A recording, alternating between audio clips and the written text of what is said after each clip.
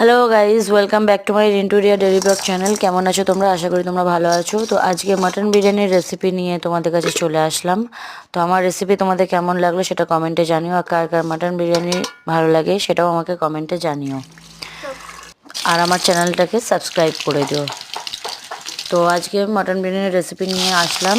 প্রথমে বিরিয়ানির মশলাটা গুঁড়ো করে নিয়েছি, হালকা গরম করে নিয়ে এরপরে আলুটা সেদ্ধ করে নিয়ে মাটনের কষার জন্য পেঁয়াজ লাল করে নিয়েছি, মাটনটা দিয়ে দিয়েছি, স্বাদ মতো নুন দিয়েছি, দিয়ে তারপর আদা রসুন বাটা, জিরে গরম মশলা বাটা এবং হলুদ গুঁড়ো, লঙ্কার গুঁড়ো, জিরের গুঁড়ো, গরম মশলার গুঁড়ো, বিরিয়ানির মশলার গুঁড়ো দিয়ে ভালো করে কষিয়ে নিয়েছি। এরপর বিরিয়ানির রাইসটা তৈরি করে নিয়েছি।